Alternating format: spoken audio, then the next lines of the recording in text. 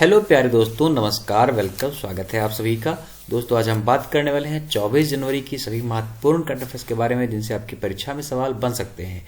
फिर आपकी चाहे कोई भी एग्जाम हो, उन सभी के लिए वीडियो आपकी बहुत इंपॉर्टेंट है। दोस्तों वीडियो को शुरू से लेकर अंत तक जरूर देखा करें और जो भी सवाल आपसे पूछा जाए उसका जवाब कमेंट बॉक्स में जरूर दिया करिए। तो चलिए आइए बिना समय खराब किए वीडियो को स्टार्ट करते हैं पहले सवाल से।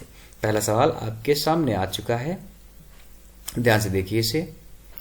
कह रहा है पराक्रम दिवस आपने किस दिन मनाया है।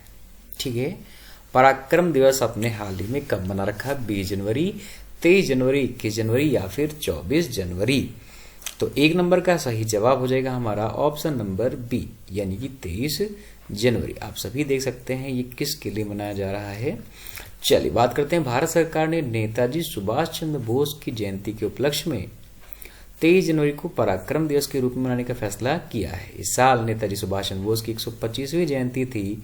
इनका जन्म 23 जनवरी 1897 को हुआ था। ये आप सभी को याद रखना है। बात करते हैं सवाल नंबर 2 की।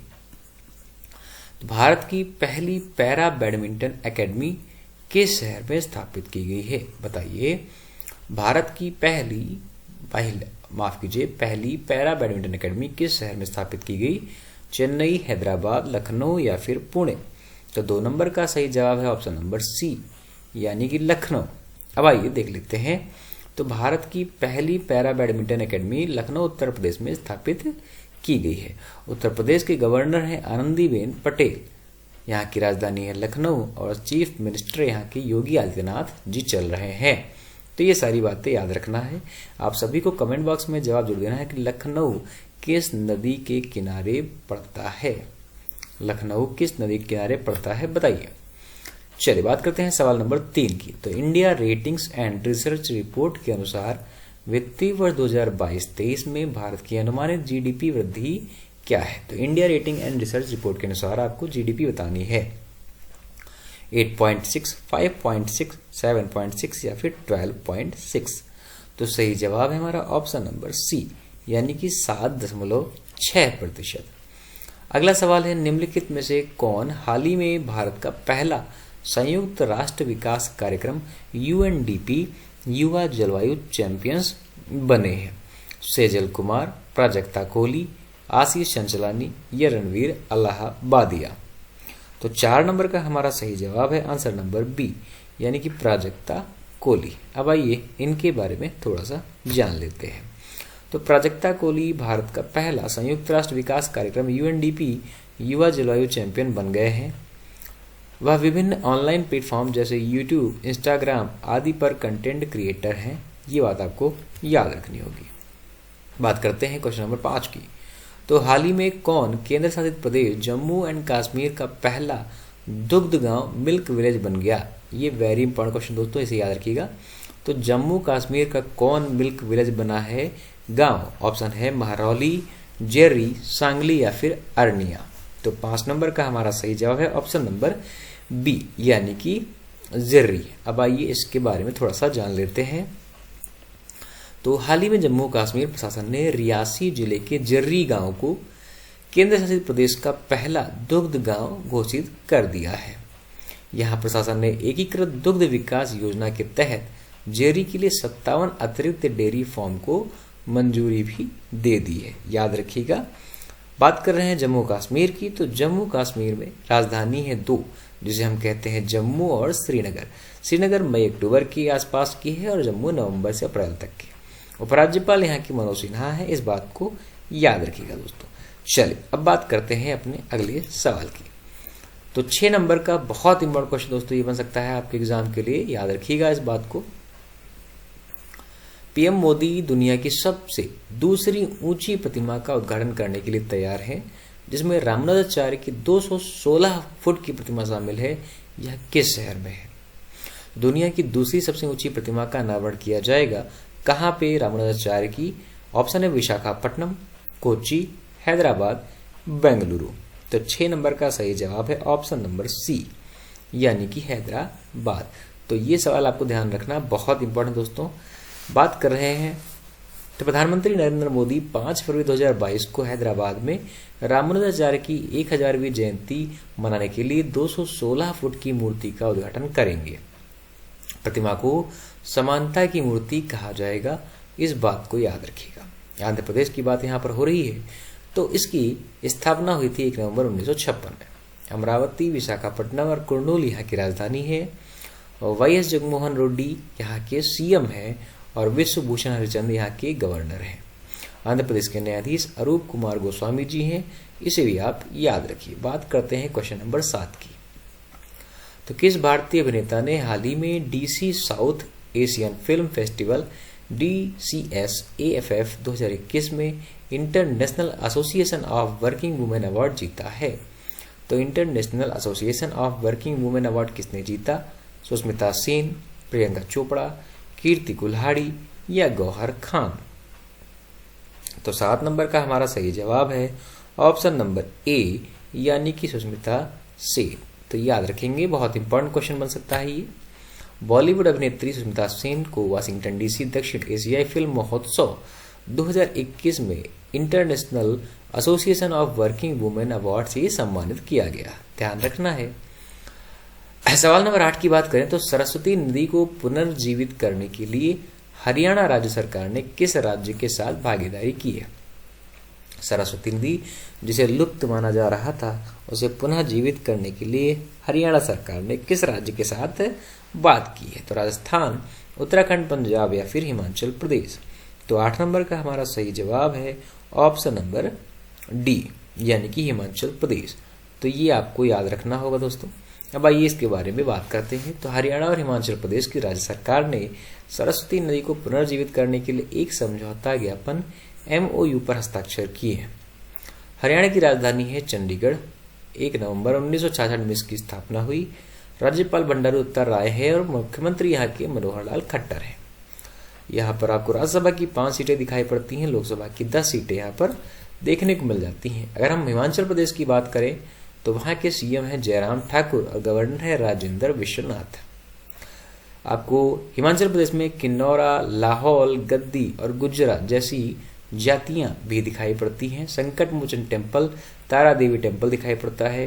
Great Himalayan national park, pin valley, symbol बारा और इंद्रकला, ये प्रमुख राष्ट्रीय पार्क भी आपको देखने को मिल जाते हैं।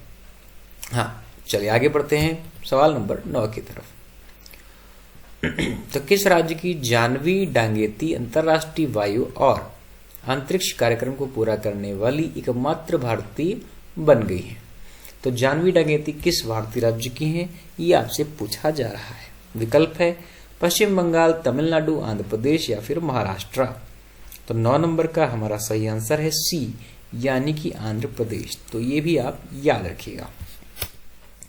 आंध्र प्रदेश की 19 वर्षीय इंजीनियरिंग की छात्रा जानवी डांगेती ने अलबामा में नासा लॉन्च ऑपरेशंस के कैनेडी स्पेस सेंटर में अंतर्राष्ट्रीय वायु और अंतरिक्ष कार्यक्रम IASP से गुजरने और पूरा करने वाली पहली और एकमात्र भारतीय बनकर इतिहास रच दिया है। तो ये बात आप याद रखिएगा, जानवी डांगेती आंध्र प्रदेश से।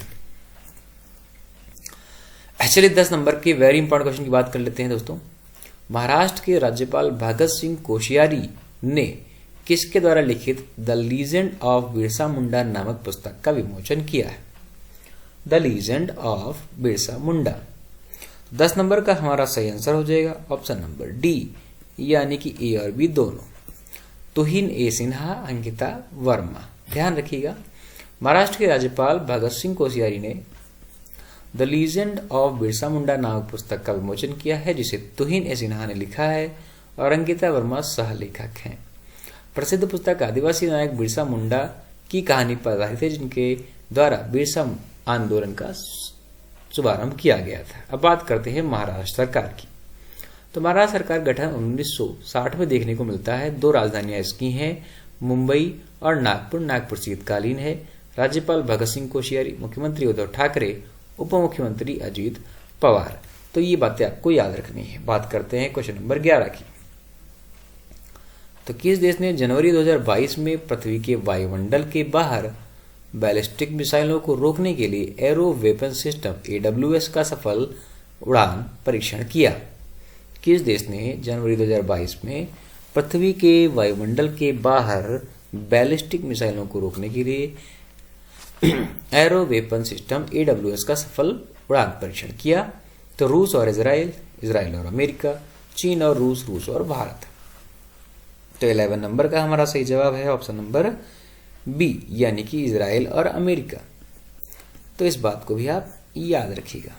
आइए अब बात कर लेते हैं। तो इजराइल और अमेरिका ने जनवरी 2022 को एरो वेपन सिस्टम AWS और एरो 3 इंटरसेप्टर का सफल उड़ान परीक्षण किया है। इसे पृथ्वी के वायुमंडल के बाहर बैलिस्टिक मिसाइलों को रोकने के लिए डिजाइन किया गया है।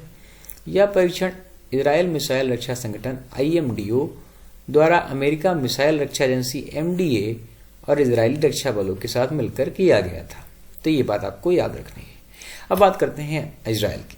तो इजराइल की राजधानी है जेरूसलम, मुद्रा इजरायली न्यू शेकेल, प्रधानमंत्री नफ्ताली बेनेट अध्यक्ष हैं यानी कि प्रेसिडेंट इसहाक हर्जोग।